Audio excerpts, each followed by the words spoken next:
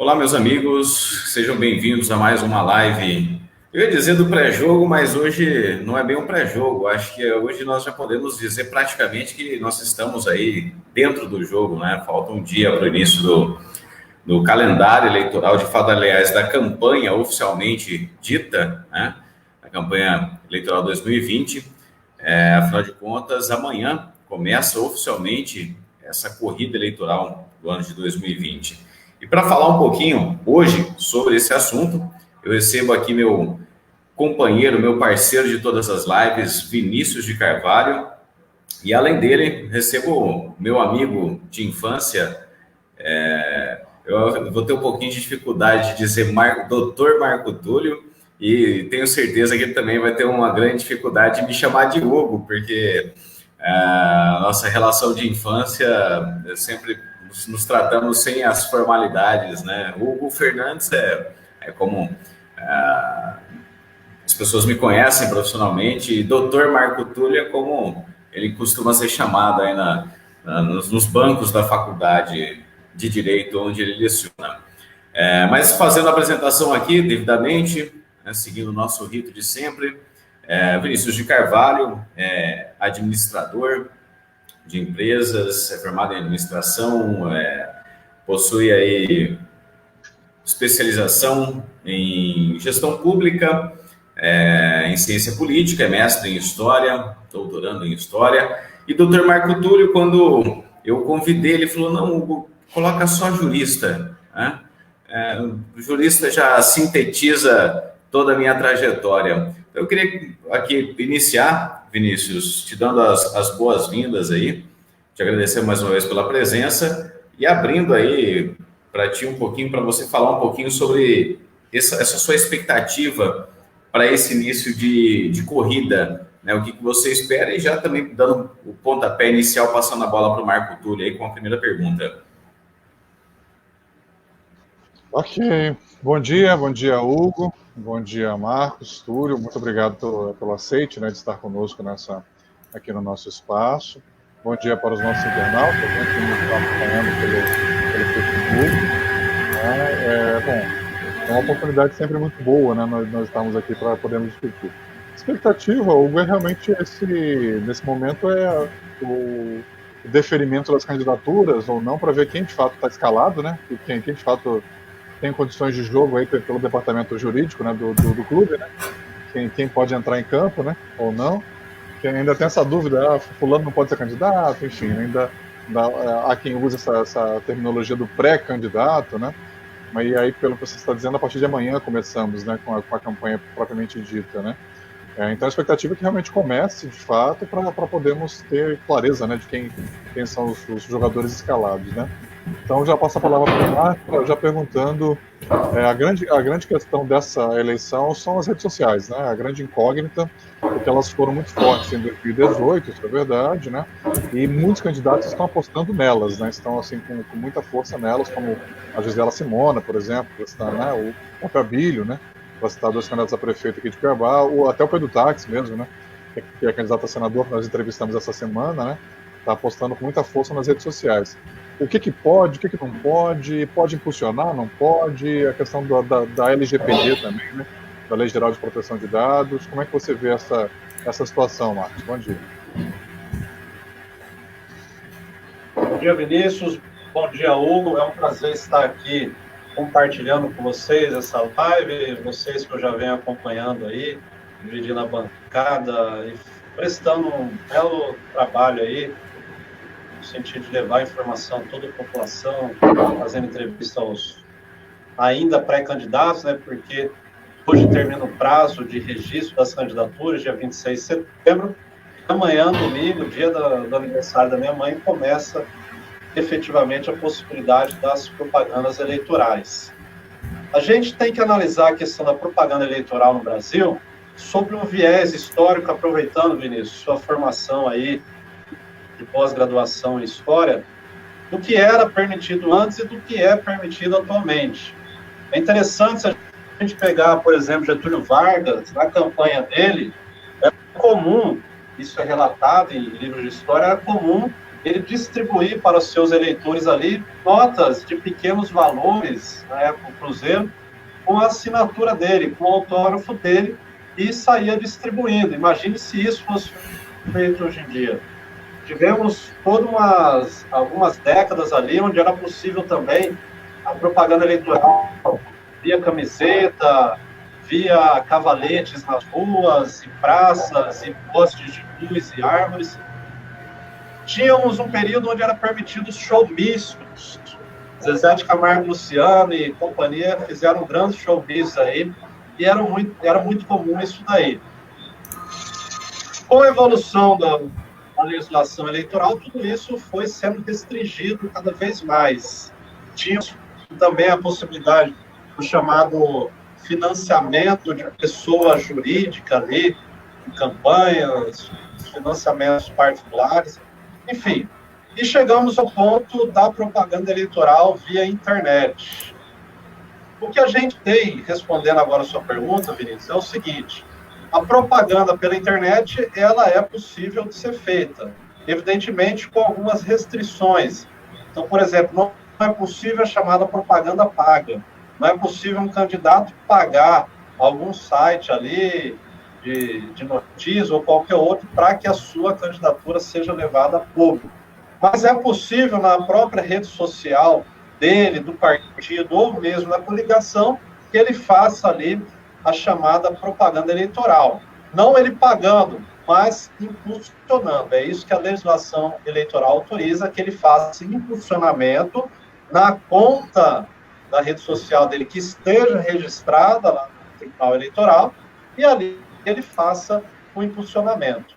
É interessante aqui, só para a gente concluir esse raciocínio e já passar a palavra novamente a vocês, que começa amanhã, dia 27 de setembro, a possibilidade de propaganda eleitoral, nas vias conhecidas aí, rádio, televisão, jornal e também na internet, e vai até ali próximo à data da eleição, que esse ano, a gente vai falar disso também, excepcionalmente ocorrerá no mês de novembro, mais especificamente no turno no dia 15 de novembro, e nos locais onde houver o segundo turno, em relação ali ao fato de ter no mínimo 200 mil eleitores, no dia 29 de novembro. Então, até quando o candidato pode fazer a sua propaganda eleitoral?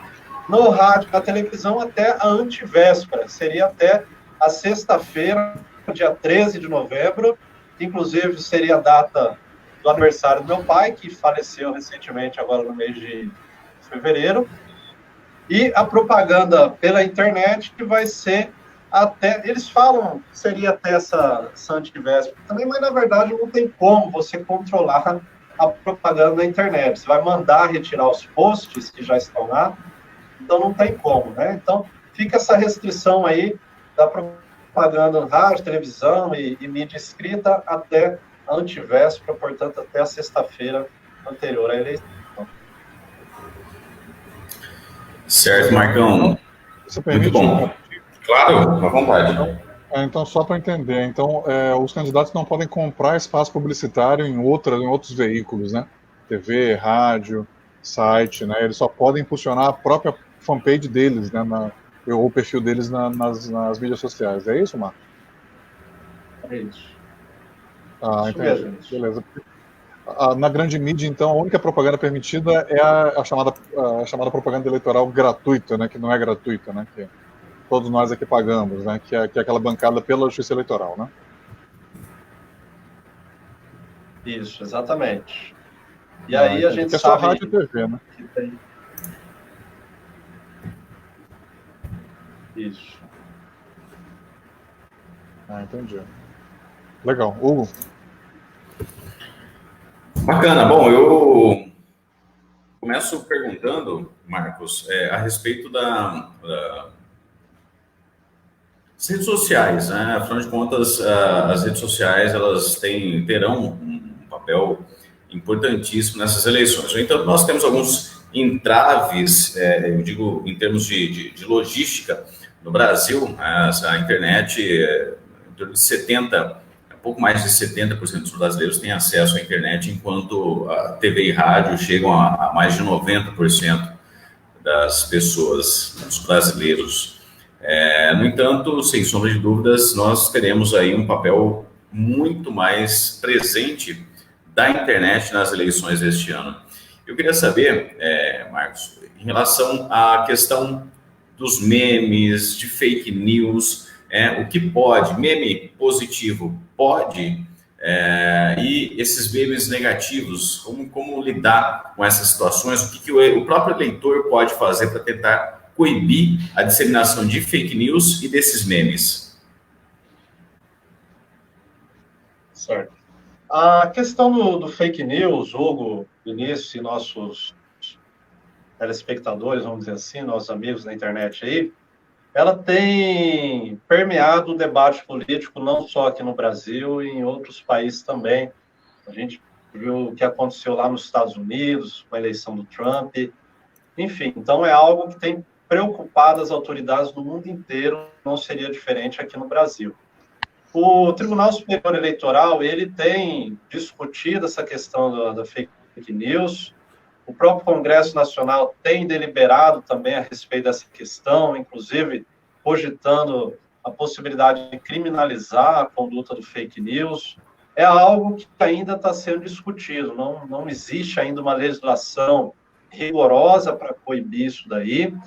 A gente percebe que existem conversas entre as autoridades públicas brasileiras e os grandes sites, os grandes conglomerados de comunicação da internet, como o Facebook, que controla ali o WhatsApp, também o Instagram, além de outros meios da internet, das redes sociais, no sentido de buscar controlar a disseminação de fake news. E aí eu dou um exemplo para vocês, que é a questão da disseminação de propaganda ou mesmo de fake news pelo WhatsApp.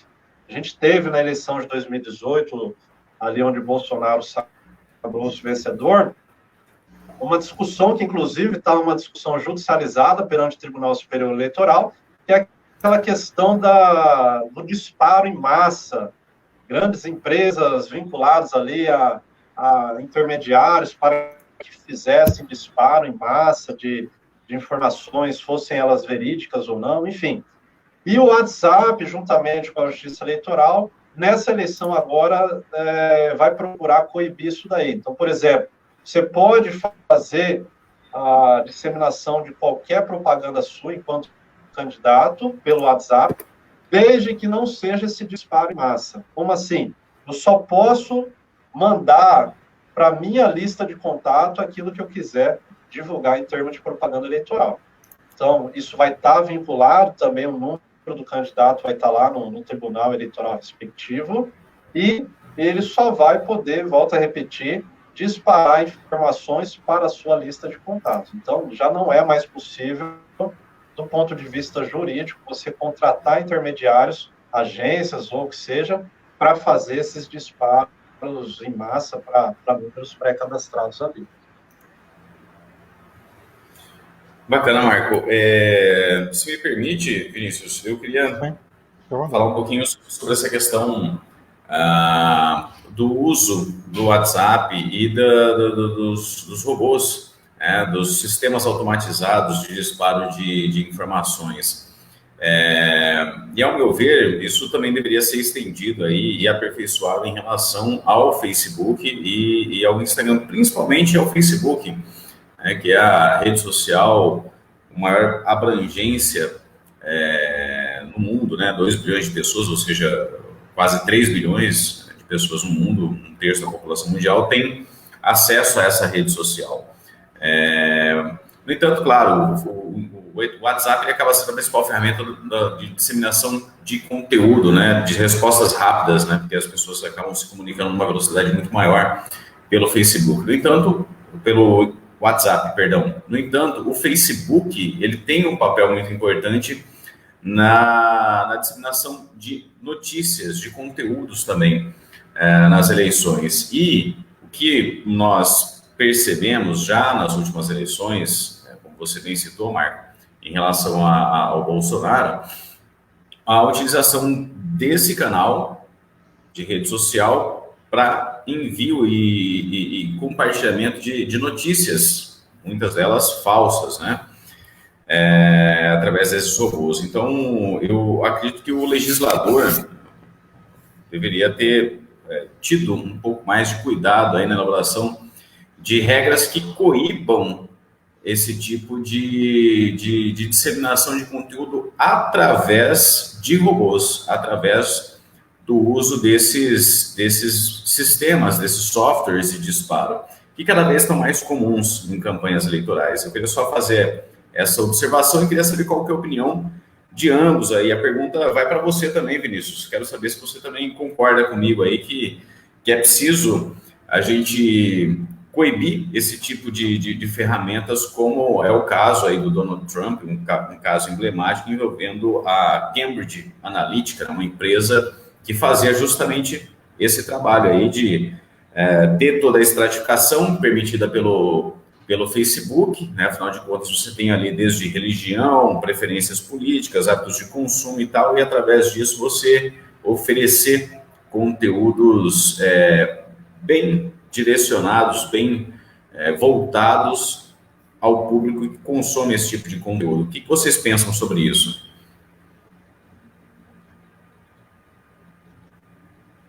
Pode começar, Marcos. Fique à vontade. Obrigado, então, Vinícius. Ô, Hugo, só avisando aí, sua câmera fechou. Acho que você apertou algum botão aí para fechar a câmera, tá? A sua câmera. Obrigado, eu te agradeço aqui. Vamos arrumar agora. Tá bom. Então, essa questão da propaganda eleitoral, no sentido de ser restringido ou não, isso daí, como a gente abordou agora anteriormente, realmente tem que ter uma restrição. Infelizmente, as pessoas utilizaram desse mecanismo aí, muitas vezes, para fazer disseminação de informações inverídicas. Então, eu acho que os tribunais eleitorais vão ter um grande papel nessas eleições, no sentido de coibir isso daí. Tudo bem que existe uma legislação no sentido de prevenir que isso aconteça, mas o livre-arbítrio é um presente dado por Deus a todos nós, e nenhuma legislação em nenhum ramo do direito vai proibir você de fazer alguma coisa. Por exemplo, no Código Penal, lá no artigo 121, faz a tipificação do crime de homicídio. Lá está escrito, matar alguém, pena de 6 a 20 anos, homicídio simples. O Código Penal, ele não diz, é proibido matar alguém. Então, o legislador, ele não teria essa arrogância de querer proibir alguém de praticar uma determinada conduta, pois, como eu disse, nem mesmo Deus proibiu nós de fazermos o que nós quisermos. Por isso, o livre-arbítrio. Agora, a legislação eleitoral está aí, existem crimes eleitorais tipificados no Código Eleitoral de 1965, e resta, então, ao tribunal, seja ele o Tribunal Regional Eleitoral, seja o Tribunal Superior Eleitoral, proibir esse tipo de prática aí por meio dos seus dispositivos, seja imputando ali uma prática penal em relação a alguma conduta, porque isso daí pode, inclusive, configurar uma injúria eleitoral, dependendo. Agora, a gente tem que reconhecer também, para concluir aqui, que é muito difícil, porque muitas vezes você não tem o próprio candidato disseminando aquilo, ele utiliza de intermediários, dos seus apoiadores, enfim, que acabam repassando aquilo para grupos do WhatsApp, enfim. Isso. Ok, então, bom, respondendo a pergunta, né, Hugo, sobre o emprego de robôs, né, e essa questão dos algoritmos, também da inteligência artificial, né, nas eleições, saiu um artigo até do Raul Jungmann, né, que foi ministro do Fernando Henrique, né, da Reforma Agrária, depois, agora foi ministro do Michel Temer, né, da Segurança Pública, e é um bom quadro, né, um excelente quadro, alguém que eu acompanho, que eu gosto muito. Você vê que ele passou pelos governos aí, né, e foi deputado também, lá para o Pernambuco, né, que é o estado dele, e você vê que não tem nenhuma grande mácula sobre ele, né. E ele publicou um artigo no site Capital Político falando isso, até assustador, né, porque ele fala que não são os candidatos que estão usando os algoritmos, né, os algoritmos que estão usando os candidatos, né, os robôs, quer dizer, dá até aquela imagem de Exterminador do Futuro, né, de Matrix, né, de que a inteligência artificial vai ganhar uma consciência, né? Uma consciência própria, ela que está manipulando as eleições, né?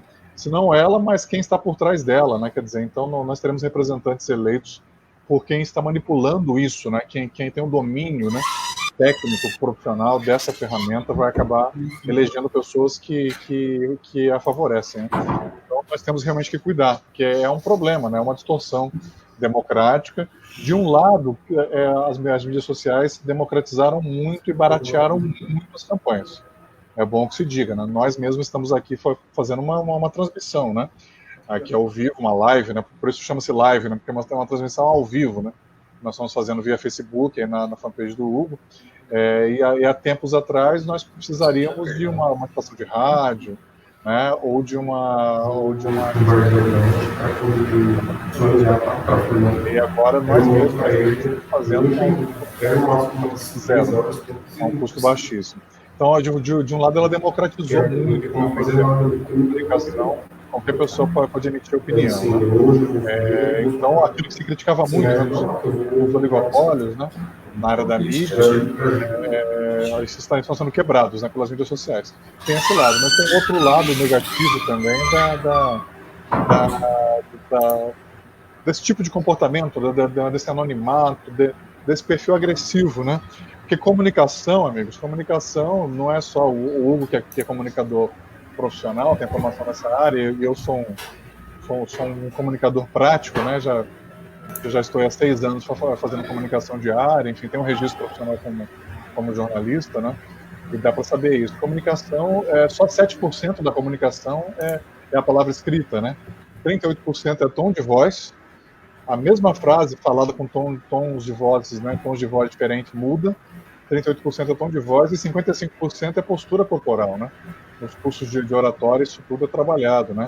Então tem muita gente que se xinga pelo WhatsApp e quando se encontra cara a cara fala, não é bem assim, desculpa, eu não quis te ofender, né? Enfim, porque você está interagindo com uma tela, né? Não com uma pessoa, né? Com um ser humano, né? Então é limitado, de fato é limitado, né? Tem esse detalhe todo. Então tem esses dois lados, né? Democratizou a mídia, isso é verdade, mas de outro também você tem muita agressividade, né? Saiu até uma pesquisa, tá até no Política em Gotas, no meu site, da Locomotiva, do Instituto Locomotiva, falando que o eleitorado não reproduz essa polarização das redes sociais. Porque as redes sociais estão muito polarizadas entre direita e esquerda, né? Tá bem claro isso. O grupo do Bolsonaro, né, mais à direita, bem radicalizado, né?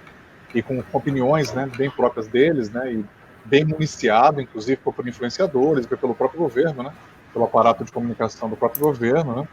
Esse discurso na ONU, por exemplo, rende muito dias, né, de redes sociais, né, os argumentos ali da ONU, né. E do outro lado, o anti-bolsonarismo também muito forte, um grupo de centro muito tímido, né, nas redes sociais. E na sociedade civil, né, no eleitorado, essa polarização não se reproduz, né. Então as redes sociais elas criam um ambiente meio que artificial, né? Uma polarização que não é real, né? Então uma observação que eu tenho a fazer é essa: temos que tomar cuidado porque é uma forma restrita de comunicação, amigos. É diferente. Nada substitui o olho no olho, nada substitui o cara a cara. Ou uma situação como essa nossa aqui, que nós não estamos, né, presenciais, mas estamos vendo o tom de voz, estamos vendo a postura corporal, quer dizer, uma comunicação mais completa, né? Porque ali você tem perfis fake, tem gente que mente, né? Enfim, tem uma série de situações. É uma bolha, né? A rede social cria algumas bolhas, né? Tanto que já houve até um trabalho do Instituto Fernando Henrique Cardoso, FHC, chamado Furando a Bolha, né? Chamando 2 pessoas de cada bolha, né, para conversar, né? Vamos quebrar a bolha, vamos tentar achar um common ground, um terreno comum, né? Uma zona de convergência, que às vezes tem, né? Você fica muito radicalizado de um lado ou de outro, muito rótulo, né? Muita caricatura, a fulana é comunista, a fulana é petista, a fulana é isso, a fulana é gado, a fulana é bolsominion, enfim, né? Então fica essa situação muito radical. É o que eu tenho a dizer em relação às redes sociais, assim, de forma mais específica. Bacana, Vinícius. E obrigado também pela resposta aí, Marcos. Sem sombra de dúvidas, isso que você colocou, Vinícius, faz muito sentido. Em relação, né, no sentido da relação social, né, da comunicação.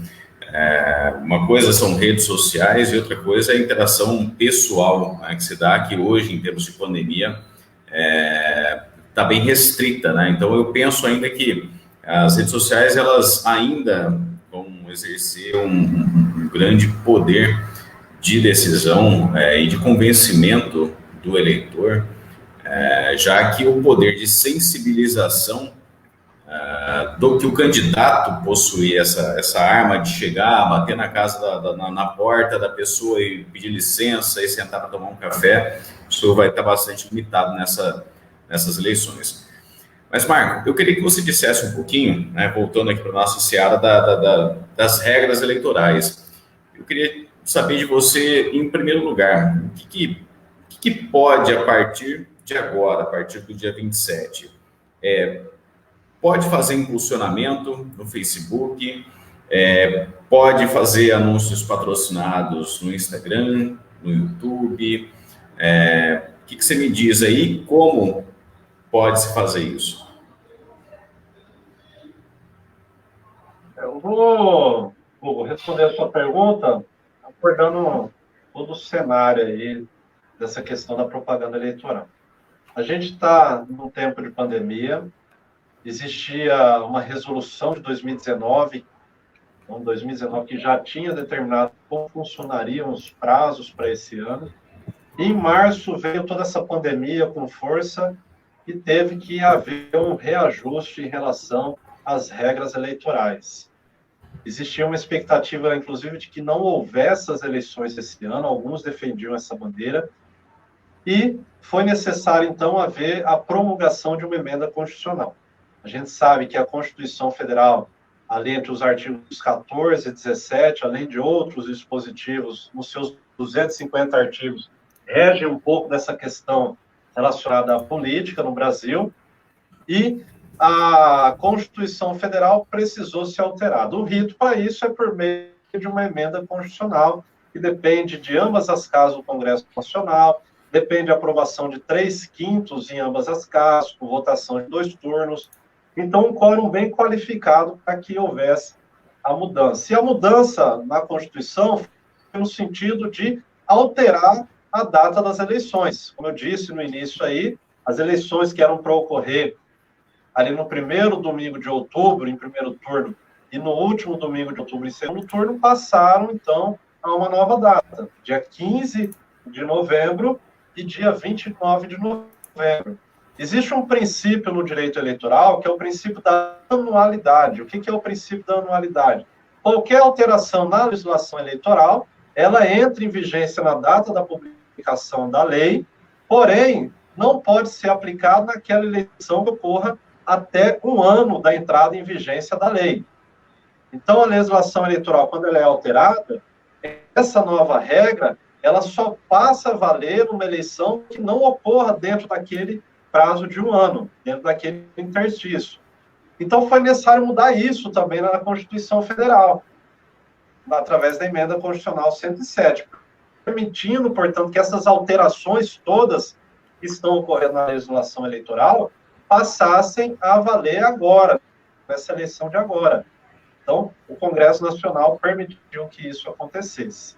A gente sabe que o TSE, o Tribunal Superior Eleitoral, é um tribunal que ele é bem peculiar no direito brasileiro, porque ele é o único que tem uma tríplice função, quais seja, ele tem a função jurisdicional, que é a julgar as demandas eleitorais, ele tem uma função administrativa, que é organizar as eleições, e tem uma função normativa, que é editar normas mesmo de caráter primário, normas de direito que podem inovar no ordenamento jurídico. Então, é como se ele pudesse editar leis. Do ponto de vista técnico, a gente não fala em leis, a gente fala em resoluções, as famosas resoluções do Tribunal Superior Eleitoral, que podem inovar, que podem trazer algo que não existe no direito brasileiro. E isso tem sido feito. Então, do ponto de vista administrativo, o Tribunal Superior Eleitoral acabou organizando aí essa questão do jogo eleitoral. A gente já tinha uma determinação que passaria a valer esse ano a questão ligada à biometria, então só poderia votar quem já tivesse feito a sua biometria, e os dados que a gente tem acesso já nos mostram que são 115 milhões de pessoas já com a biometria cadastrada, são 150 milhões, mais ou menos, de eleitores, então ainda tem 35 milhões de pessoas que não têm essa biometria feita, e essas que não tinham feito, nessa eleição já não teria direito mais a votar, elas teriam o seu título eleitoral cancelado. Então, essa foi uma mudança também, onde o Tribunal Superior Eleitoral autorizou, através de estudos fornecidos pelo Hospital Sírio-Libanês, pelo Albert Einstein e pela Fundação Fiocruz, que indicou ao tribunal que cancelasse a questão de biometria por agora, pelo fato de haver um risco de contágio ali por cada pessoa que fosse lá e colocasse o dedo, além de causar filas também. Então, eles extirparam, pelo menos nessa eleição, a necessidade de biometria. O Tribunal Superior Eleitoral autorizou também a possibilidade das convenções partidárias que ocorreram agora entre os dias 31 de agosto e 16 de setembro serem realizadas por meio virtual, coisa que não era permitido antes.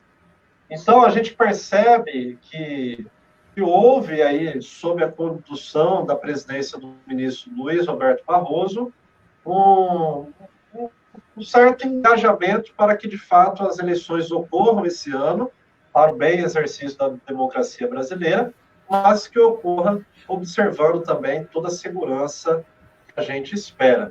Além disso, só para a gente fechar esse ponto aqui, foi estendido o horário das eleições. Antigamente começava às 8 horas da manhã e terminava às 17 horas. Agora vai começar às 7 horas da manhã e terminar às 17 horas. Foi instituído também, pelo menos de forma recomendativa, que os que têm ali preferência legal, idosos, gestantes, lactantes e pessoas com deficiência, possam votar prioritariamente ali entre as 7 horas da manhã e às 10 da manhã. Então, os tribunais regionais vão procurar adequar isso daí para observar o Tribunal Superior Eleitoral. Bacana. Só queria complementar a tua fala, Marcos, em relação à questão aí dos impulsionamentos nas redes sociais, e isso é restrito aos candidatos, né?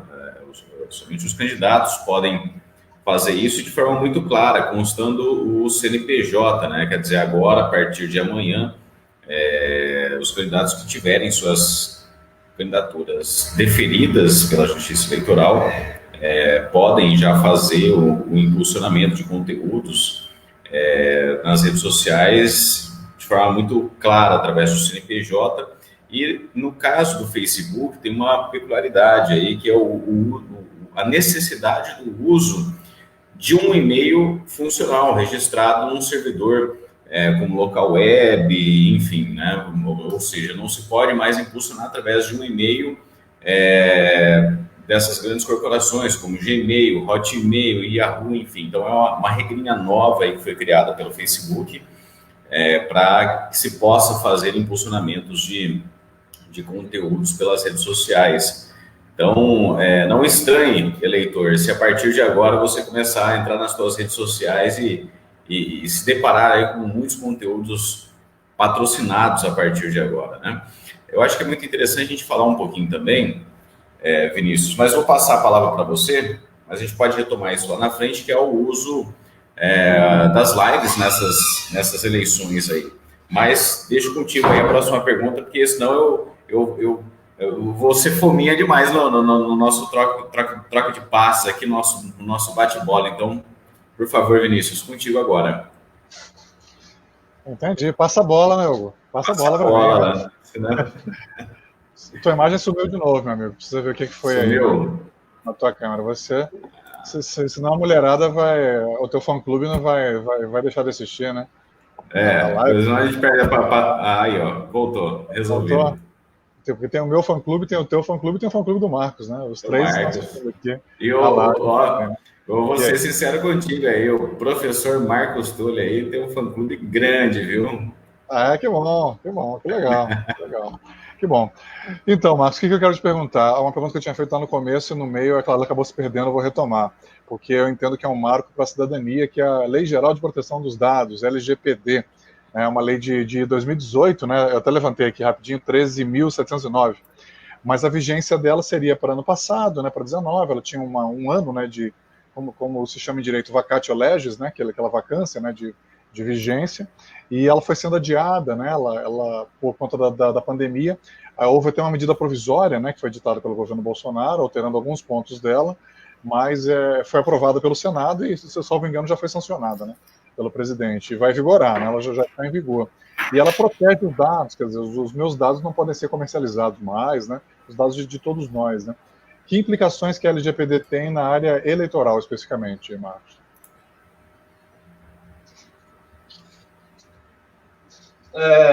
Eu concordo, Vinícius. De fato, essa LGPD, como estão chamando, a Lei Geral de Proteção de Dados, ela é um marco importante para o Brasil, no sentido aí do que vem fazendo o direito comparado a alguns outros países também, já procurou legislar sobre o tema. E ela visa realmente proteger os nossos dados, em relação a... Até as empresas vão ter que se adequar aí, muitas empresas têm buscado consultoria profissionais que entendem, para o próprio pessoal do direito tem sido um mercado promissor aí para adentrar, no sentido de especializar-se. É uma lei nova, a gente tem as informações que todos têm aí, que são as informações que a gente vê pela imprensa. Eu ainda, sinceramente, não procurei aprofundar sobre o tema. As informações que eu tenho são as informações gerais mesmo. E, enfim, essa questão da comercialização de dados, eu acho que ficou muito claro naquele documentário, que me fugiu o nome aqui, acho que vocês devem saber do que eu estou falando, documentário Netflix, que mostrou como funcionou as eleições norte-americanas, pelo menos do ponto de vista ali dos que fizeram o documentário. Então, dizem que os dados hoje são os bens, é o bem mais importante que existe, vale mais do que ouro, vale mais do que diamante. Quem conseguir ter o domínio dos dados que todos nós temos deixados ali como rastro na internet, essa pessoa detém um poder quase que absoluto, né? Até poder para eleger um presidente dos Estados Unidos, e é considerada a pessoa mais importante, mais poderosa do mundo. Então, se você tem condições de eleger um presidente que vai ser a pessoa mais poderosa do mundo, realmente o domínio desses dados aí é algo extremamente valioso e incalculável. É isso mesmo, The Hack, né? O Hacker é o documentário que o Marcos se referiu aí, um documentário excelente que está disponível na Netflix, né? Quem tem Netflix, acho que vale a pena assistir esse documentário, que conta um pouquinho de como se deu a eleição nos Estados Unidos, e foi o que eu citei agora há pouco sobre o escândalo da Cambridge Analytica, fazer justamente isso, através do Facebook, tinha toda a estratificação, os dados, as informações, né, de preferências, de predileções do público do Facebook, e através disso e de robôs, né, impulsionava, ou melhor dizendo, direcionava conteúdo para o público através desses dados. Bom, eu queria aqui ler uma pergunta enviada pelo nosso colega de TV Band, Vinícius, Jacques Calil, que inclusive hoje está comigo aqui mais uma vez. Estamos juntos aqui mais uma vez, trabalhando na campanha eleitoral desse ano aqui. O Jacques pergunta assim, ó, ele falou, desculpem, né, caso esse assunto já tenha sido tratado, mas minha dúvida refere-se às denúncias e acusações que normalmente ocorrem em programas eleitorais, principalmente ao final das campanhas. O que a legislação eleitoral traz sobre esse assunto? Acho que o Marco, como um jurista, aí, pode responder essa pergunta melhor do que a gente aí, né, Vinícius? Claro. Existem algumas... Para a gente entender, o ordenamento jurídico eleitoral, ele tem como fontes a Constituição Federal, que eu já citei, tem o Código Eleitoral de 1965, que traz ali diversos dispositivos, inclusive crimes eleitorais tipificados. Tem a Lei das Eleições, que é a Lei 9.504, que trata inclusive de propaganda eleitoral. tem as famosas resoluções do Tribunal Superior Eleitoral, tem a lei da ficha limpa, a lei de inelegibilidade de número 64, que é uma lei complementar de 1990. Então, basicamente, são essas as principais, e inclusive a lei dos partidos políticos, que é a lei 9.096 de 95. São essas as principais, vamos dizer assim, normativas acerca do tema. E a legislação eleitoral, pelo fato de ser um período peculiar e um período curto de tempo, ela também está construída para que ocorra, de fato, uma prestação jurisdicional mais efetiva e tempestiva. Imagine se os prazos que a gente conhece de recurso fossem aplicados à legislação eleitoral ou processo eleitoral. Ia acabar a eleição e demoraria 10 anos e ainda iam estar julgando aquilo. Então, por exemplo, quando algum candidato, ou algum partido, alguma coligação sente vítima, nosso amigo aí, Isaac, né, de um determinado... não sei se foi o Isaac que perguntou, desculpa aí. Então, se algum candidato se sentir vítima, ele pode buscar os meios disponíveis ali que a legislação permite. Os candidatos são assessorados juridicamente, então você tem a possibilidade, num prazo de 24 horas, de estar impugnando aquilo. Isso dá, caso ele obtenha aquele êxito ali, inclusive o direito à resposta, proporcionalmente àquela ofensa que ele sentiu, enfim, isso pode gerar até a prática de um crime, pode ser mais do que um ilícito administrativo ali no processo eleitoral, pode gerar um crime de injúria eleitoral também, enfim. Bacana. Vinícius, contigo. Ok, estamos muito no digital, eu vou pro analógico um pouco, né? Porque ele continua existindo, né? Até publiquei um artigo esses dias aí, o digital versus analógico na eleição, né? Vamos pro analógico um pouquinho, Marcos. Caixa 2, meu amigo. Né? Nessa eleição já vai vigorar, de novo, né? Na última eleição já vigorou a questão dos tetos de campanha, né? Cada campanha tem um orçamento por dentro, né? Caixa 1, limite, né? Tem um teto de campanha para a eleição de prefeito, por exemplo, que o Hugo está participando, para a eleição de vereador, em cada município, né? De acordo com o eleitorado. A eleição de senador também tem seu teto, no caso aqui de Mato Grosso. Então, como é que está essa questão da fiscalização, do chamado abuso de poder econômico? Você acha que melhorou isso, não melhorou? Hoje está proibido o financiamento empresarial direto para candidaturas, né?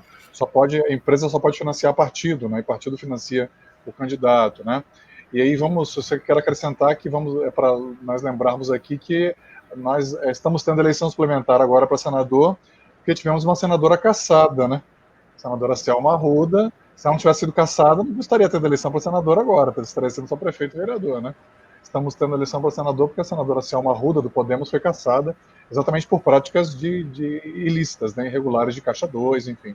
Então, como é que você está vendo essa questão, Marcos, do uso do Caixa 2? Vai melhorar, não vai melhorar? Vai coibir? Enfim, como é que você está observando isso, e especialmente em relação a essa questão dos tetos para os orçamentos de campanha? Obrigado, Vinícius, pela pergunta. Então, no próprio Código Eleitoral, a gente tem a previsão de algumas ações que visam ali disciplinar o processo eleitoral. Então, por exemplo, a gente tem a chamada ação de impugnação de registro de candidatura, muito utilizada aí por partidos, por coligações, pelo Ministério Público. Então, uma vez que as candidaturas forem registradas, e nesse caso, a nossa eleição desse ano ocorre hoje, o termo final, então vai até o dia 26 de setembro, prazo para registro. A partir de amanhã, vocês já vão começar a ouvir aí burburinhos de possibilidade de impugnação de registro de candidatos. Isso é feito por meio de uma ação judicial eleitoral chamada ação de impugnação de registro de candidaturas. Uma vez que a gente tem lá um candidato eleito, vamos supor, a gente tem outros tipos de ações. Tem o recurso contra a diplomação, tem ação de impugnação de mandato eletivo, tem aqui nessa fase de registro ainda a chamada ação de investigação judicial eleitoral, que foi a ação que, vamos dizer assim, derrubou a Selma Arruda.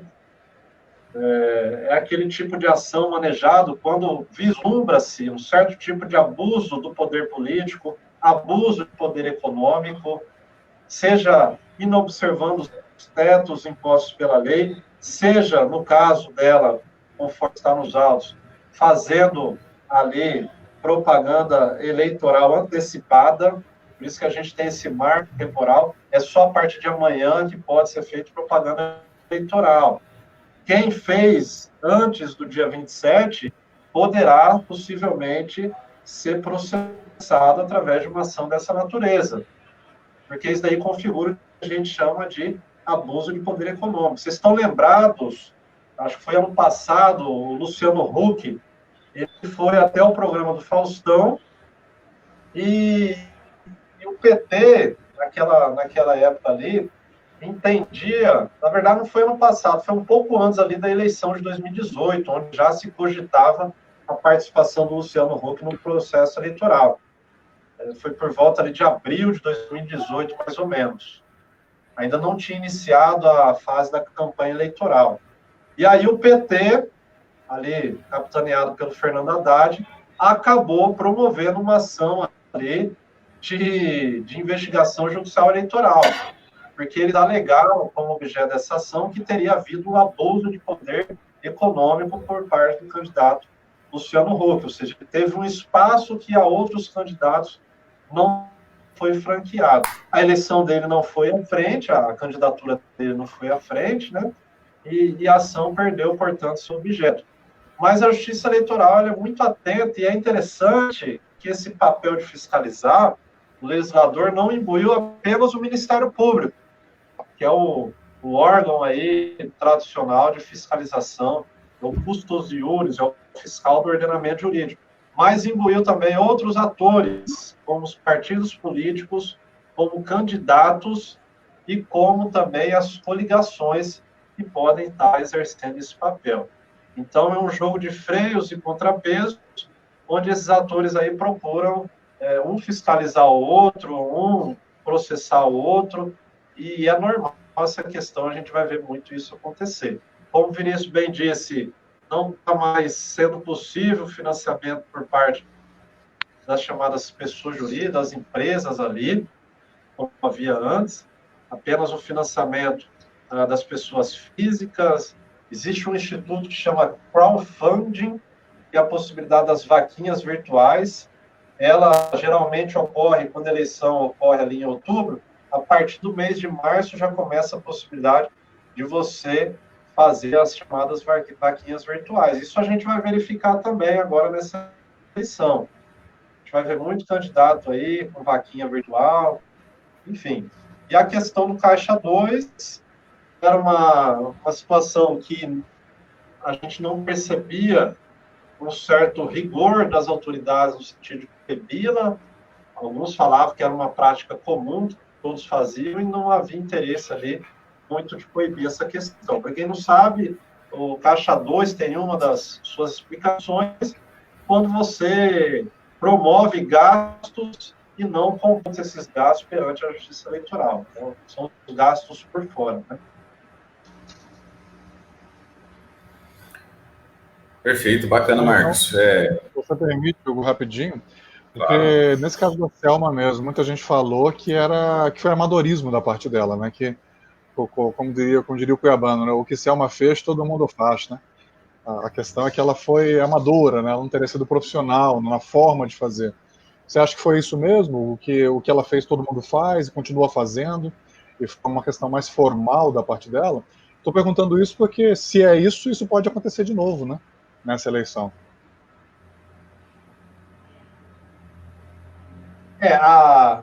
Ali ficou provado nos autos, pelo menos uma verdade material, que é a verdade que a gente fala, a verdade dos autos, que, de fato, foi emitido um cheque ali, cheque, inclusive, parece que o cheque que era, não sei se era dela, enfim, assim, foi um negócio bem amador mesmo, porque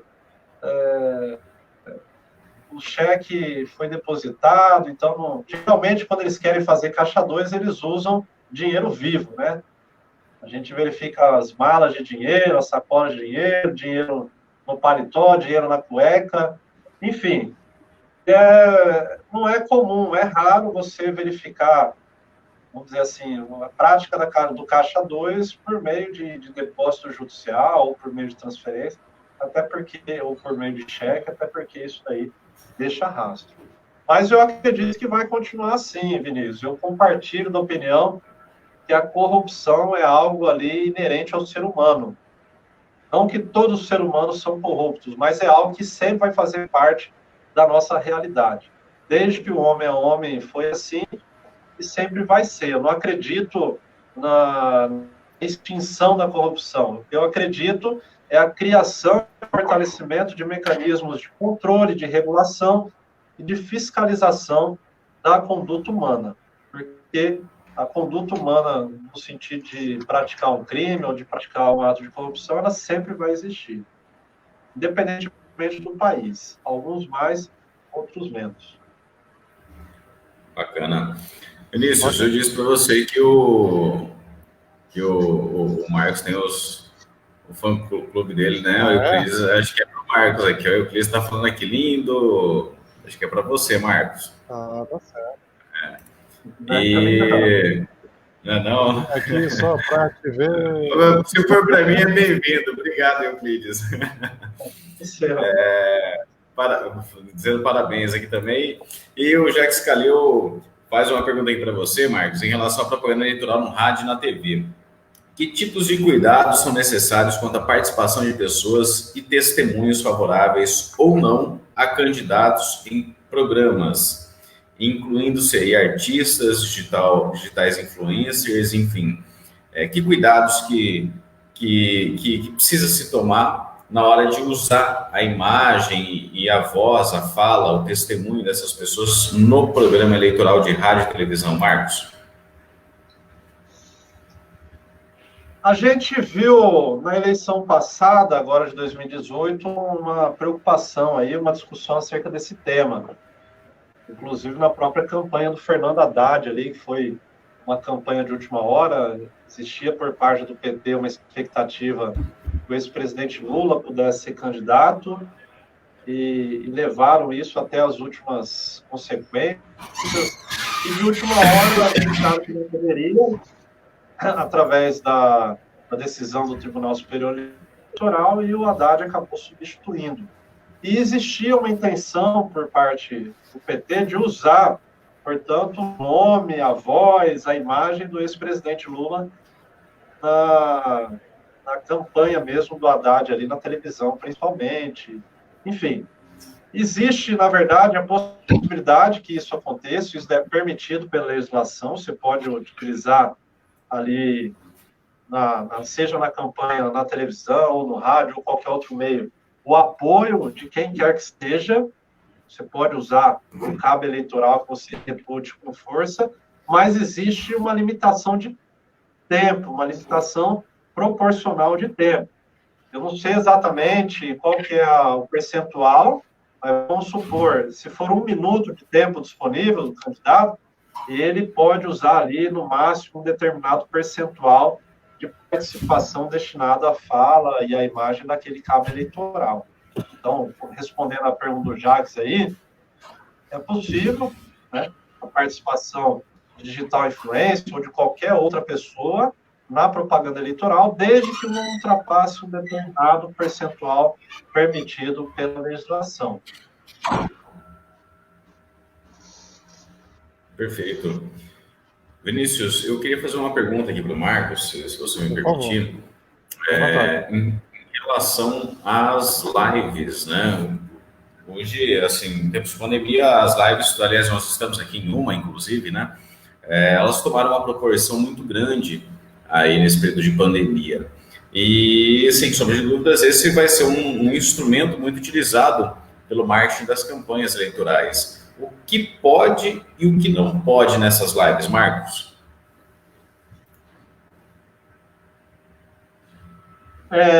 Primeiramente, a gente tem que verificar o seguinte. Eu falei agora há pouco da emenda constitucional número 107. A emenda constitucional 107, que alterou um artigo ali da Constituição Federal, ela previu o seguinte. Aí a gente interpreta do jeito que a gente quiser. Mas ela previu que a legislação municipal e a justiça eleitoral não poderão restringir a propaganda eleitoral, exceto se estiver embasada essa restrição num parecer técnico e fundamentado das autoridades estaduais ou das autoridades da União. Então, o que a Constituição está prevendo agora é que, por exemplo, a legislação do município de Cuiabá ou de qualquer outro município não poderá vir nessa eleição e restringir a propaganda eleitoral. Porque a gente sabe aí que em tempos de pandemia, os prefeitos com grande autonomia, inclusive autorizado pelo Supremo Tribunal Federal, restringiram, para o bem ou para o mal, o nosso direito de ir, vir e permanecer em alguns locais. A gente viu isso acontecer. Então, o legislador já prevendo que haveria esse tipo de utilização da legislação para fins eleitorais, então o prefeito querer restringir a propaganda eleitoral no município dele, não vai poder fazer isso daí. Mesmo que tenha lá crescente o número de casos. A não ser, como o próprio legislador previu, que ele esteja fundamentado num parecer técnico emitido por alguma autoridade competente estadual ou mesmo da União. Então, nesse sentido aí, a gente tem que alertar que a legislação está prevendo. Agora, a questão da possibilidade de restrição das lives, isso daí, o próprio Tribunal Superior Eleitoral autorizou não só as convenções de forma virtual, mas a propaganda também de forma virtual. O que não pode fazer nessas lives é o que já não pode fazer em outros instrumentos. Por exemplo, não pode o candidato querer fazer uma live ali e chamar o Eduardo Costa para fazer um show ali, juntamente com ele na live. Seria uma espécie de um showmício aí. Enfim, basicamente isso daí que não vai poder fazer. Ele poderá fazer tudo aquilo que já é permitido nos outros canais de comunicação. Pelo menos até... Perfeito. São, até já criaram uma terminologia para isso, chamadas live-mícios, né? Que estariam proibidas. Vinícius, nós estamos aqui caminhando aí para nossa reta final da live, né? Temos 57 minutos de live já. Eu queria deixar contigo aí a última pergunta. Fique à vontade aí para lançar aí a última pergunta ao Dr. Marcos, né? Afinal de contas, quem nos assiste aqui, assim como nós, acho que já deve estar sentindo um certo desconforto no estômago, né? A fome começa a apertar esse horário. Apesar do assunto ser extremamente importante, interessante, esse nosso diálogo aqui a respeito das eleições municipais, afinal de contas, ela começa agora de fato a partir de amanhã, oficialmente a campanha eleitoral começa a partir de amanhã, então é muito importante que as pessoas saibam aí o que pode e o que não pode. Vinícius, deixo contigo aí então esse pontapé final. Ok, uma última pergunta então, Marcos. Em parte você já abordou, mas vamos focar na questão do uso da máquina, né? Que é outro ponto também que é importante, porque nós temos muitos candidatos à reeleição, né? Temos o prefeito de Cuiabá, candidato à reeleição, o prefeito de Rondonópolis, né? Para pegar as duas cidades aí com maior produção, né? Maior PIB, maior arrecadação no estado. Também temos um senador, né? Que está interino lá, Carlos Favaro, né? Que nós vamos até entrevistar, né? Na segunda, né? Está marcado para nós entrevistarmos. Ele está candidato à eleição, né? Isso, já reforçando o convite, né? Segunda, 6h30, nesse bate-canal, nós entrevistaremos o senador Carlos Favaro. E vários vereadores, acho que, pelo que eu identifiquei, eu dei uma olhada muito rápida, não consegui conferir todos, confesso, mas acho que todos os vereadores de Cuiabá são candidatos à reeleição. Exceto o Abílio e o Felipe, né? Que são candidatos a prefeito e vice, né? Agora todos os demais estão concorrendo a vereador. Então, como é que deslimita o uso da máquina, né? O prefeito ele pode participar de inauguração, não pode? Quer dizer, a questão da publicidade também, e os vereadores, né? O envolvimento com a base deles, aqueles gabinetes itinerantes que eles têm, enfim. O que restringe a prática política dos atuais detentores de mandato para não configurar o uso da máquina, Marcos? Perfeito. A gente sabe que a legislação eleitoral impõe que, por exemplo, ele que é detentor de mandato ali, vamos pegar o exemplo do prefeito, ele não pode, nos 6 meses que antecedem as eleições, promover qualquer tipo de aumento salarial ali que esteja descompassado com o que a própria correção inflacionária do período permite. Então, isso daí a gente não vai poder ver acontecendo. Uma coisa que acontecia antigamente, principalmente antes da lei de responsabilidade fiscal, a gente via governantes aumentarem deliberadamente ali o salário de servidores, contratar novos servidores, coisa que também não é possível. Tanto é que não é permitido ali no ano das eleições você realizar concurso público naquele âmbito que está sendo realizada a eleição. O prefeito, por exemplo, ele não pode, no ano da eleição, realizar um concurso público. Enfim, e inaugurações também, que já vem de algum tempo aí, a impossibilidade de haver a participação política ali de candidatos em inaugurações. Período também que geralmente é de 3 meses que antecedem as eleições. É interessante que a gente tinha antigamente, e aqui eu vou deixar agora a reflexão para vocês fazerem aí, vocês entendem muito mais de política do que eu costumo dizer que eu sou homo jurídicos e não homo políticos, que é o seguinte, antigamente você tinha eleições com duração ali, lá mais nos primórdios, de quase 6 meses, 4, 5 meses de duração uma campanha eleitoral. Depois diminuiu para 3 meses. Atualmente aí, a gente tem uma eleição, uma campanha eleitoral ali por volta de 45 dias. O que vocês acham? É mais interessante uma campanha eleitoral ter um prazo maior, 3 meses, por exemplo, ou uma eleição, alguns defendem até o ano todo, a partir de janeiro, ali você já poder fazer campanha indiscriminadamente, porque a gente vê muita hipocrisia, né? Fala que não está em campanha, mas na verdade já está todo mundo em pré-campanha aí, todo mundo é pré-candidato, já está mandando mensagem no WhatsApp, enfim. Alguns, só para aumentar o debate, que defendem que a eleição que tem uma campanha muito curta, 45 dias, acaba privilegiando aqueles que têm um poder aquisitivo melhor. Porque alguns dizem que não é possível, em 45 dias, você demonstrar mesmo quais são as suas ideias, se apresentar para a sociedade. Enfim, a ideia de um tempo maior seria justamente esse. Bacana, excelente reflexão, Marcos. Se me permite, Vinícius, antes de você fazer a tua ponderação, porque afinal de contas aqui eu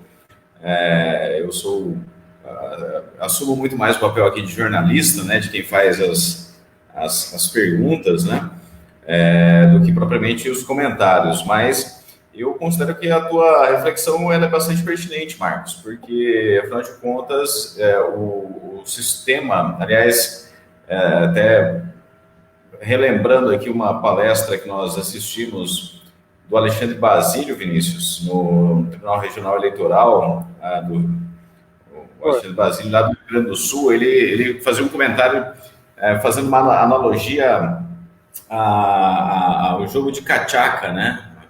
Uma pessoa que queria jogar cachaca, mas não sabia como é que se jogava cachaca.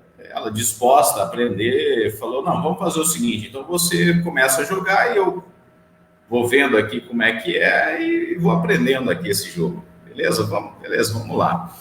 E aí, com o tempo, ele começou a perceber que a cada 3 naipes iguais, o cara descia as cartas e falava cachaca. Então, ele entendeu a lógica do jogo. Falou, opa, então 3 naipes iguais, cachaca. Até que ele saiu com 3 naipes iguais e desceu as cartas na mesa e falou, cachaca. Eu ganhei o jogo. E o dono do jogo falou, baixou as cartas na mesa e falou, não, cachaca real. Pô, eu não sabia que tinha uma cachaca real, né? Então, moral da história, né? O dono do jogo é o dono também das regras eleitorais, né? Então, a reforma política ela é feita pelos congressistas. E, obviamente, para beneficiar e privilegiar quem já está no exercício do mandato, quem já está no poder. né? A tão dita oxigenação política é uma ideia muito bonita e muito interessante para a democracia. No entanto, o sistema, como ele está posto, e aí o porquê da fala do membro do TRE lá, né? Alguns membros do TRE, aliás, vários tribunais do Brasil, têm aí a intenção de participarem com alguma cota, como especialistas da área, também na formulação da legislação, né? Porque quando você deixa isso somente, exclusivamente nas mãos dos detentores do mandato, é óbvio que eles vão usar as regras para se beneficiar. Então, eu concordo contigo, Marcos, que a gente precisa rever esse prazo eleitoral. Eu considero um prazo muito exíguo e que só beneficia quem já está no exercício do mandato. O Vinícius citou aí o Carlos Fávaro, que tem uma condição muito confortável, né? Já aí não só o Carlos Fávaro, como, aliás, o próprio Eliseu Nascimento, o próprio deputado Valdir Barranco, o próprio deputado federal José Medeiros, que estão no exercício do mandato e podem concorrer às eleições e, claro, com larga vantagem em relação àqueles que estão entrando agora no processo, que são outsiders, que nunca disputaram uma eleição. Então, eu acho que seria aí muito interessante se nós tivéssemos 90 a 120 dias, eu acho que seria um prazo mais dilatado, um prazo mais alargado, um prazo suficiente para que o cidadão conheça muito bem quem são os eleitores e quais são as suas propostas. Qual que é a sua opinião, Vinícius? Bom, é essa mesmo, Hugo. Estamos aqui de acordo, nós três aqui. Fechamos uma trinca aqui, né? Para você que gosta de jogo, de baralho, de carta, tá? Fechamos uma trinca, né? Acho que é isso mesmo, porque o grande marco da história contemporânea do Brasil chama-se 2013, né? Jornadas de Junho, né, de 2013, ou Revoltas de Junho, né? Ou alguns adotam aquela terminologia mais limpa, né, mais higiênica, que é manifestações, né? Mas eu gosto de Revoltas de Junho, né? Porque manifestação ela pode ser positiva, pode ser negativa, né? Agora, revolta tem uma carga semântica clara, né? Que foi uma rebelião ali, né? Em 2013, e ali que rompeu-se aquele pacto que havia entre a elite e o povo, né? Dos dois lados, né? Que vigorou durante cerca de 20 anos no Brasil, né? De 94 até 2013, nós tivemos um período bom de crescimento econômico, com problemas, é claro, né? Aqui e ali, mas tivemos um ciclo bom de crescimento econômico com distribuição de renda, né? Em alguns momentos mais, outros menos, mas tivemos, né? Toda uma geração não sabia o que era crise, né? Não sabia o que era inflação alta, não sabia o que era desemprego alto, muito alto mesmo, né? E passou a saber de 2013 para cá, 14, né? Tanto que a economia está parada desde então, né? Desde 2013, e a política, muita coisa andou na política, mas muita coisa está travada, né? Especialmente essa agenda de combate à corrupção, essa agenda mais ética, né? Andou pouco, né? Pouco ou quase nada de 2013 para cá. Então, e desde 2013 muita gente ficou com medo ali, né? O povo acordou, né? Como eles falavam na época, né? O povo acordou, o povo acordou. E acordou muita gente que estava dormindo também, né? Não foi só o povo que acordou, né? Acordou, fez barulho, muita gente que estava ali dormindo acordou junto com o povo, né? Então as elites políticas claramente vêm restringindo o processo eleitoral desde então. Se você olhar as mudanças na legislação de 2015, 2017, né? Elas vêm nesse sentido. E o encurtamento da campanha foi mais uma delas, a cláusula de barreira foi mais uma delas, embora positiva, né, tanto a cláusula de barreira quanto o fim da coligação nas proporcionais são positivas, mas vieram para barrar realmente os partidos pequenos, os partidos menores, né, e renovação, né, partidos novos, né, surgindo da sociedade civil, né, como a Rede de Sustentabilidade, o próprio Partido Novo, enfim. Então eu sou favorável realmente à campanha longa. Basta ver o caso dos Estados Unidos, né, que isso aqui é uma campanha presidencial dura um ano praticamente. Né? E aí, se não fosse assim, por exemplo, o Trump dificilmente teria ganho. Não que eu concorde com a vitória dele, mas foi um outsider, foi um renovador, né? Foi alguém que veio de fora do processo político, disputou as prévias, né? As primárias com os demais candidatos, né? Eram 12 candidatos republicanos. No começo ele foi vencendo até sair candidato a presidente pelo partido, né? E aí, muito claro, venceu no partido, tem os votos partidários, né? O partido fecha com a candidatura dele porque ele venceu dentro do partido. Acabou, não se fala mais nisso. Né? Aqui não, aqui vem tendo partido, mas tem as trairagens, né? As traições. Né? Então, eu acho que quanto mais longa a campanha, melhor. Ah, mas fica mais caro, muita gente fala, né? Mas aí é uma grande discussão que nós temos que fazer ainda. baratear o custo da campanha. É uma discussão que nós temos que fazer junto com o financiamento público, né, de campanha. Muita gente é crítica ao financiamento público, eu sou favorável a ele, né, desde que ele induza mudança, né, que ele seja indutor de mudanças. Para manter as oligarquias partidárias, realmente ele é ruim. Então nós temos que discutir o custo de campanha. Por exemplo, nessa campanha o custo vai subir, porque, por exemplo, para vereador em Cuiabá, saímos de 460 candidaturas para 728, um aumento de 60%. E cada candidatura tem o seu orçamento de campanha garantido. Então, o custo geral vai aumentar, o custo de campanha. Né? E sabemos que, do ponto de vista político, ninguém perde uma eleição. Você só perde a eleição quando você sai menor do que entrou. Você entrou com X, saiu com X menos alguma coisa, X menos Y, você saiu menor. Né? Mas todo mundo ganha a eleição. Você sai de X, vai para 2X, 3X, você ganhou. Né? E todo mundo acaba sendo absorvido, né? Os candidatos, quase todos, acabam sendo absorvidos pela máquina, né? Ou consegue um cargo na prefeitura, um cargo na Câmara, um cargo na Assembleia, ou um cargo no partido, enfim, né? É muito raro um candidato que fique de fora do meio político, né? Muito, muito, muito raro. Ou um cargo ou ganha uma emenda parlamentar lá na maçonaria, no Rotary, lá na entidade que ele preside, lá na Associação de Moradores, enfim. Então ele está na máquina política, né? Então, eu sou favorável realmente à ampliação do tempo de campanha, porque é quando você equaliza as condições de disputa. Quer dizer, os candidatos à reeleição já estão em campanha há 4 anos, senhores. Por favor. Os vereadores estão em campanha há 4 anos. Agora é a hora da colheita só. Eles só vão fazer a colheita. Mas eles vêm trabalhando há 4 anos, né? O Fávaro está trabalhando desde que ele entrou, né? Fazendo emendas no orçamento federal, né? Usando a máquina, o acesso que ele, como senador, tem nos ministérios. Os prefeitos também, que são candidatos à reeleição, estão fazendo campanha há 4 anos. Né? Enfim, então agora que os que estão fora da máquina têm um pouquinho de equalização. Né? Então sou favorável realmente à campanha mais longa e sou contra a unificação das eleições. Uma tese é, vamos unificar eleições, é mais barato. Não, tem pouca eleição no Brasil. Não tem muita não, tem pouca, tem que ter mais eleição. Né? Só tem que baratear realmente e reduzir o impacto delas na gestão pública, né? Mas ele tem que normalizar. A eleição tem que ser algo normal no Brasil. Não pode ser um tumulto, né? Como antigamente, né, na época da ditadura militar, perguntaram ao general Geisel, né, por que o senhor é contra a eleição direta, presidente? Na época da discussão das diretas, né? 83, 84. Ele falou, eu sou contra a eleição direta para presidente porque toda vez que tem eleição no Brasil é um tumulto, é uma bagunça. Quer dizer, não temos que sair dessa visão conservadora, né? De que a eleição é uma bagunça, um tumulto. A eleição é um rito democrático fundamental. Temos que normalizar as eleições e precisamos de mais eleição, mais referendo, mais plebiscito. Né? Para os problemas da democracia, mais democracia.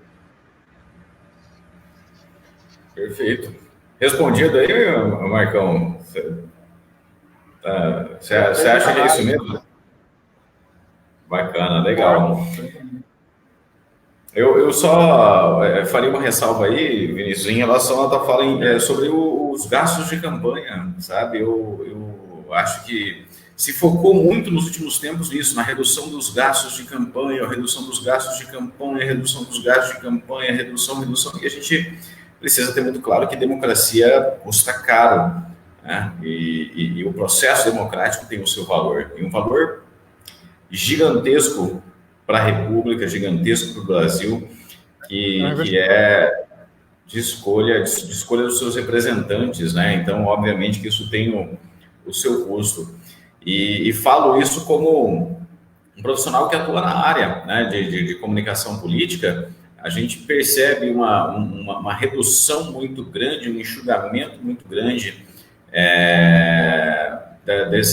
desse orçamento, né, que prejudica os formatos das campanhas. Inclusive, dentro do mesmo pensamento do Marcos aí, eu considero que nós precisaremos ter mais tempo de televisão. Né?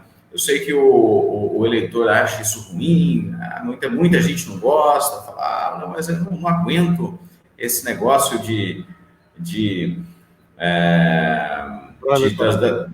do horário eleitoral, das inserções e tal, mas é imprescindível, é indispensável. O eleitor ele precisa acompanhar o horário eleitoral, conhecer as propostas do seu candidato, para poder se decidir, saber qual deles é que tem a melhor proposta e definir o seu voto, né? É verdade, estamos de acordo. E é um investimento, não é custo, tá? É um investimento. O fundo partidário eleitoral, uma critica, né? Mas eles aí são o quê? 3, 4 bilhões, né? Para eleger quem vai decidir sobre todo o orçamento público, né? Que é 35, 40% do PIB, né? Então, é 0,5% do PIB, até menos, para investir em quem vai decidir sobre 35, 40% do produto e vai legislar sobre toda a sociedade. Então, eu vejo que é um investimento baixo. A questão é que tem que induzir mudança. Como essa decisão do TSE agora em relação aos negros, né, que vai vigorar para a próxima eleição, excelente, a meu ver, que aí induz mudança. Né? A eleição dos 30% para as mulheres, né, de ter recursos de fundo de campanha e fundo partidário para as mulheres, que foi influenciada por uma mulher, a Carmen Lúcia. Olha a importância de ter mulheres em posições de comando. Né? Aí sim, aí você está usando o dinheiro público para induzir mudança. Né? Agora, quando você usa o dinheiro público para manter as oligarquias, né, partidárias, aí sim eu sou contrário. Perfeito. Bom, gente, é isso. Quero agradecer aqui a presença, mais uma vez, do meu amigo Vinícius de Carvalho, do meu amigo também Marcos Túlio, que se dispôs aqui a ter esse bate-papo conosco sobre as regras eleitorais do ano de 2020. Afinal de contas, a corrida eleitoral começa... Eu quase troquei corrida por comida, viu? Acho que eu estou com fome. A corrida eleitoral começa amanhã e o eleitor precisa estar ciente aí do que lhe espera daqui até dia 15 de novembro, quando acontecem as eleições de 2020. Gente, mais uma vez, obrigado. Deixo aqui a palavra para ambos fazerem suas considerações finais e a gente encerrar, então. Ok, começo então? À vontade. Rapidinho, então, tempo, né?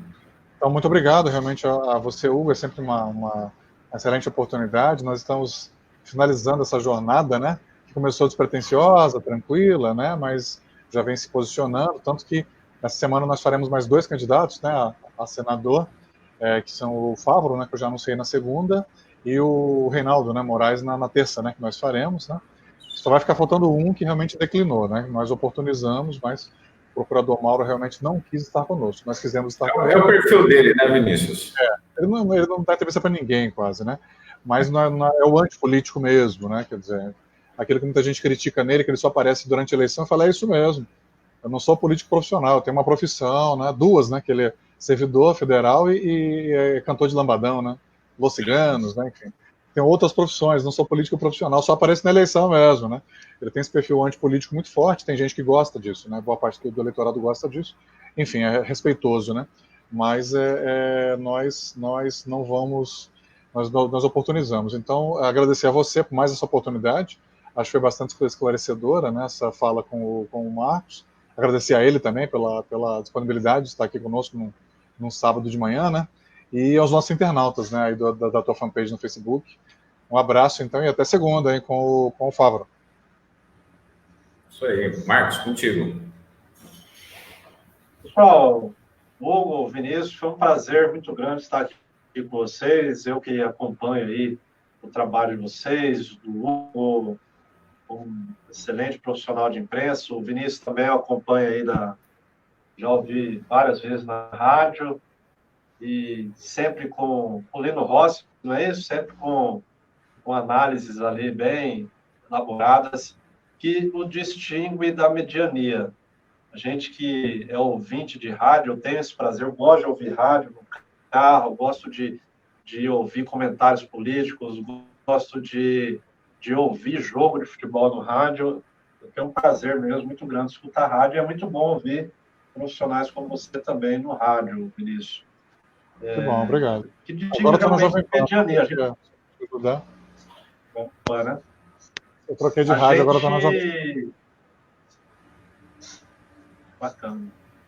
A gente vê alguns comentaristas aí, políticos, que realmente dá desânimo em ouvir, porque você vê nitidamente a parcialidade. Eu acho que o comentarista político ele tem que ter imparcialidade para fazer seus comentários, senão ele fica uma opinião totalmente eivada de vícios e descredenciada pela população. Sabe quando alguém é imparcial não, e fica aqui meu registro. O Hugo é o meu amigo de infância, ficamos muitos anos sem nos ver quando ele foi para Rondonópolis, mas depois voltou nessas idas e vindas da vida. Como diria Vinícius de Moraes, a vida é a arte dos encontros, embora hajam tantos desencontros pela vida. Então, foi um prazer estar com vocês aqui. Eu acho que pude contribuir um pouco aí com um debate, né, sobre a perspectiva do direito.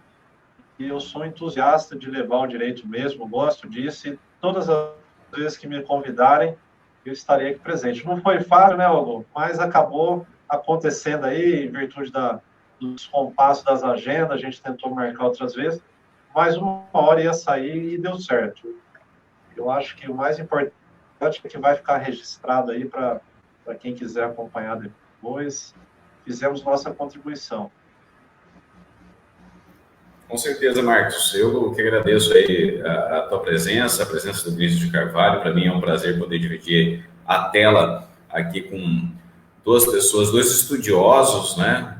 Cada um na sua área. O Vinícius na área aí da história, da ciência política, o Marcos na área do direito constitucional, também aí entendido na área eleitoral. E o intuito é justamente esse, é ajudar aí o eleitor a decidir o seu voto, a entender um pouco mais do processo, saber o que pode, o que não pode, para que ele possa ter uma participação mais efetiva, participar como cidadão. Afinal de contas, o exercício da cidadania, ele requer deveres, né?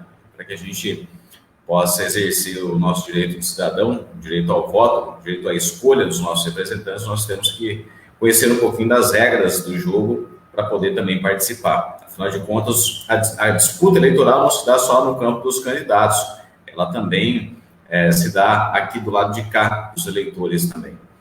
E é isso, gente. Muito obrigado a vocês que nos ajudaram e que enviaram comentários aqui, perguntas na nossa live. É um prazer tê-los aqui conosco. E até segunda-feira, então. Eu, Vinícius, aqui de volta com o senador e pré-candidato ao Senado, Carlos Fávaro, e, se Deus quiser, também com o Marco Túlio, muito em breve, aí, falando mais um pouco sobre as regras eleitorais que não pudemos falar aqui, numa outra oportunidade. Grande abraço para vocês aí, bom sábado, bom almoço a todos e até a próxima. Obrigado, um abraço. Obrigado. Tchau, gente.